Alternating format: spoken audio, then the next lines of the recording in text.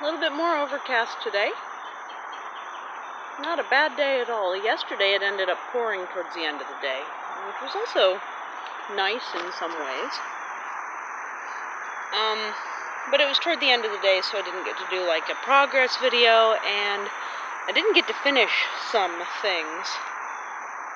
Look at how deep my wood chips are. So that's scraped down to the bottom, and then the heavy storm washed some back in, so I'm probably going to have to re-rake it out. Yeah, I put my tools away because it was actively about to rain. But, you know, it happens. I did get some trimming done over here. Largely stuff towards the top of the hill.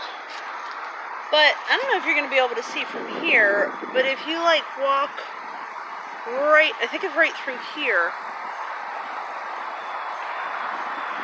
I still don't know if you'd be able to see that because that was me extending my arm overhead, but there are now 2 tire stairs right down at the bottom. So that's nice. The pole trimmer came in really handy. I certainly could have gotten more that was farther down, but I got kind of focused on the stairs, and then suddenly, while I was down on the terrace, a storm started rolling in. So my friend was like, no, it's really definitely almost here. You should come up. Oh, okay. So I did. But yeah, I definitely want to do some more pole trimming on the tops of the trees that I can reach from my terrace system and see how that goes. So it feels like potential rain out here again, honestly. We'll see what happens, but yeah, the garden's doing well. I'm pretty happy. I use these old pieces of, like those panel shelves that are cheap. Don't mind my bitten cucumber, I'm sorry. I use them to cover holes so I don't fall in them. They actually do hold weight pretty well. Let's see. I think that's most of what I got done, between video and rain event yesterday, and then when the rain was done, the sun was going down, so pretty much all I had the ability to do at that point was just kind of wrap a couple things up and really nothing else. But oh, did my garden, it needed the rain so bad. It was so dry for so long, so that was nice. It poured pretty good, but only for about 30 minutes. Yeah. So not much different from yesterday back here at all. And I think what I'd really like to spend some time doing today is continuing to work on the pots in the front. Oh, something else. The same friend that spotted me while I was down the hill helped me pick up some fencing, which is 48 inches tall.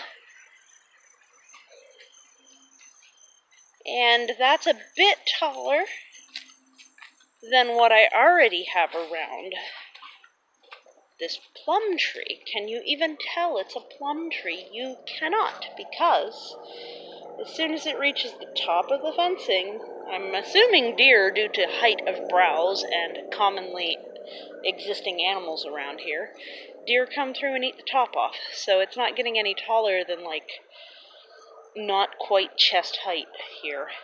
My thought with the 48 wide fencing is that I can extend it to a better height and then wrap it lengthwise into a round shape so that it'll be like a small pillar going the whole way up.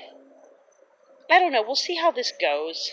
I'll give it a try once, even just the fact that I think this is 36-inch fencing, so another foot might get it a bit farther than the deer are currently eating it down as well. We'll find out what happens, but in general, things are looking pretty good. I can then move this one over to be protecting the, in there, covered on purpose by all these rogue plants, which are all useful and wanted, but not necessarily needing to be in that crumbled, like, tumbly of a format, is one of the honeyberries. Because I didn't have enough fencing to protect them both, and I noticed they were getting eaten very aggressively. So this honeyberry has been not eaten predominantly due to being protected by other greenery. And this plum is not just a stump on the ground, primarily due to having had some fencing. So I'm gonna just kind of like upgrade this sequence a bit and see how that changes things. I also have to put some fencing around the mulberry that's lined up underneath this oak along the cliff. So yeah, things are looking good. I'm happy with all this, and I managed to collect some honey locust seed pods, but black locust is still really what I'd prefer to have for the hillside here. It suckers really well, and the honey locust doesn't sucker. Suckering means, you know, like when you have an apple tree and the little shoots are coming up out of the ground anywhere the roots get like damaged or whatever, you end up with like little shoots coming up and it's really annoying. Well, that's what suckering is. But for a cliff face, that's really helpful. And the wood is so durable against rot that if I were to use it for building things, if I could get it back up from the cliff, I probably won't be able to. But at least sizes where I could start like replacing some of my tool handles and stuff like that, because it's supposed to be really, really good for stuff like that. And hopefully it wouldn't sucker too far. But at the very least, it's much better at letting things grow underneath it than the tree of heaven, and it doesn't spread quite as aggressively to other areas as the tree of heaven does. Got a fascinating thing going on here.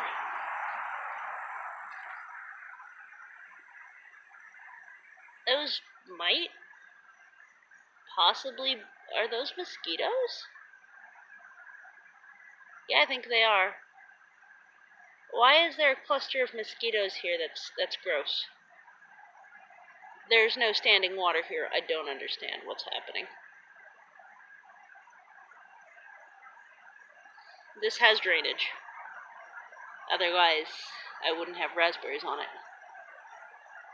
That's weird. Okay. So, yuck. But, I don't know what to tell you. Oh, that did make a difference. You can definitely see a bit more of the view since I took the pole pruners to the brush along the edge of the hill here. So slowly but surely I'm going to reclaim more and more of this view. Alright, I hope you're having a good day. Bye.